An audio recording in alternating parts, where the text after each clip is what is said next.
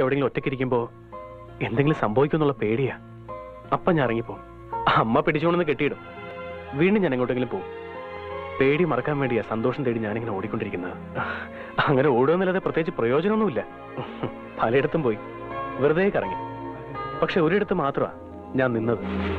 അത് തന്നെ കണ്ടപ്പോഴാണ്. താന് വിശ്വസിക്കില്ല.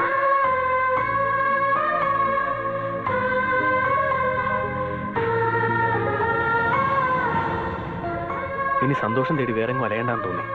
അത് പ്രേമമാണെന്നൊന്നും എനിക്കറിയില്ല.